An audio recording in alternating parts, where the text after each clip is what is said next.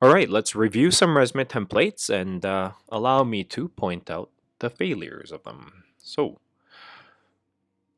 HubSpot provides you with 5 free resume templates for download. Feel free to use it if you'd like, but I'm going to give you my 2 cents on what I think about these resume templates. So, starting with the very first one, I will zoom into them eventually. This one by Christina Smith.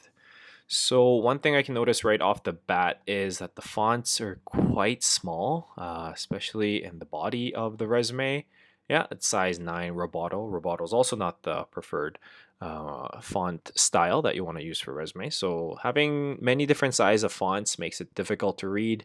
You have like a size 16 here, you have a size 10 and a half, you have a size 10 and a size 9 on here. Mind you, I didn't change anything on here. I just downloaded it. I'm showing you as we have, and tons of blank space. A lot of this blank space could be used to fill in with your experiences and knowledge. Okay, and no use of bullet points as well. Okay, let's go to the next one here. John Clark. The first thing you see right off the bat, probably the image. And that's exactly why we don't want to put an image on our resume unless it's absolutely necessary, because it really distracts the reader from focusing on the experiences, skills, and knowledge and achievements.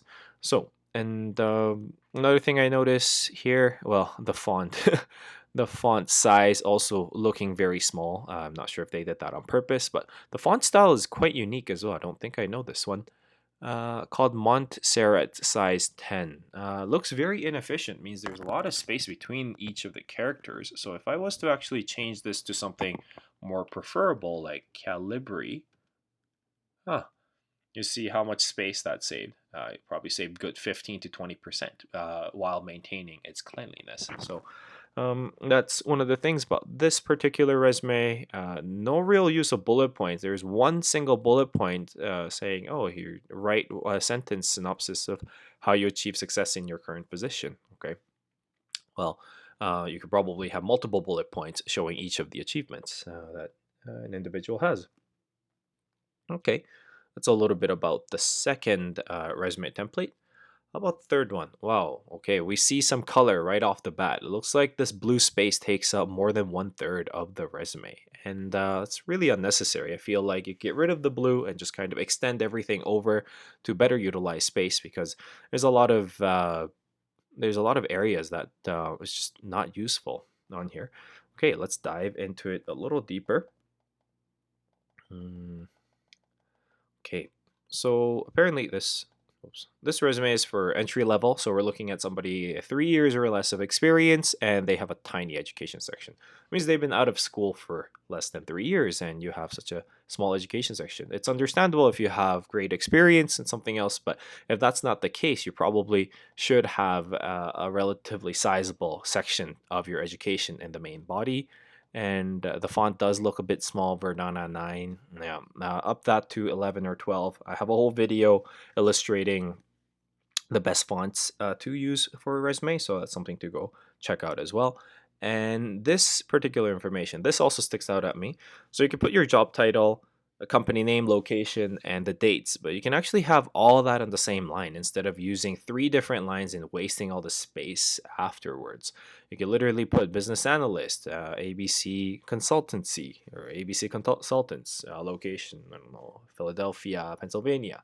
The You have your dates to follow after that. So it's about really utilizing this, best utilizing the space you have, not by crunching the font size so small that it's difficult to read. But look, everybody's given 1 or 2 pages to best appeal yourselves. And if you're going to waste space putting some colors on there or putting too much space between the lines, well, you're kind of really selling yourself short, and you're wasting all that space on there. Great use of bullet points though to list that. Okay, how about the next one? Okay, Su Chang. Okay, we see that lots of empty spaces. And this empty space is not because this person hasn't filled it in with information. This empty space results from the amount of space that this template allows the writers to have.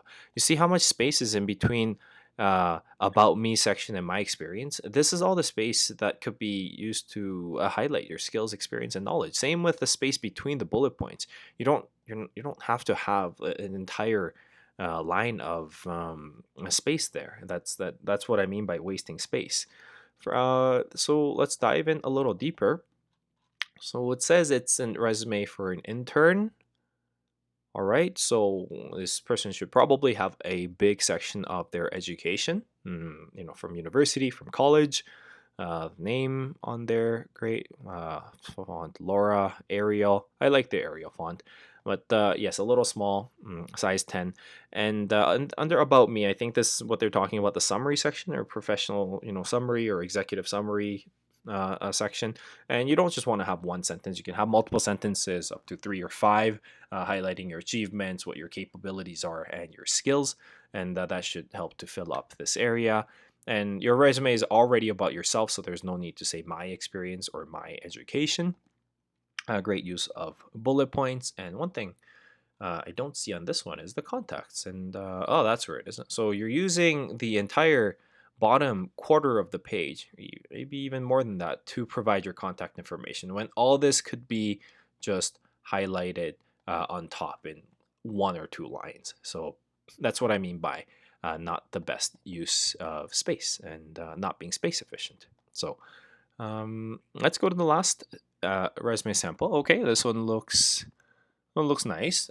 Some nice neutral colors, a nice image as well. Remember what I said about images, get rid of them. Your ATS might get confused and it distracts the readers.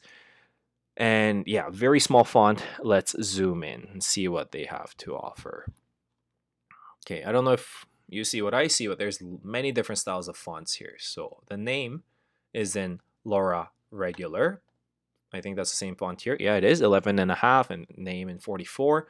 You have another font style here, very thin, the Courier New font, and I think they use the same title, same font style for the section headings. So professional experience, contact skills. That just makes it really challenging to see because it's not a very legible font in something like a resume.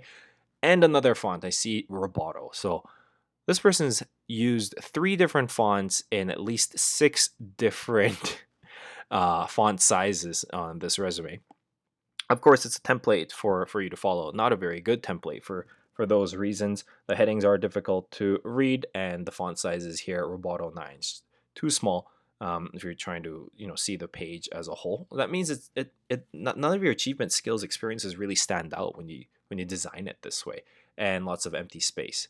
So there's a lot of white space in between this paragraph and what you have here, and tons of space between between the job titles as well. So that's my 2 cents on the templates. If you want to go use it, be my guest, but I just don't find the templates that are available online for free to be very efficient. So let me just give you like a brief overview of the samples that do work. In the next video, I'm going to discuss about the samples that have achieved success and how they got interviews and why it works. So something like this, I'll explain in more detail in the next video. Same thing with a sample like this. It may not look as nice, but these work. So yeah, well, thanks for watching. There's my fire alarm.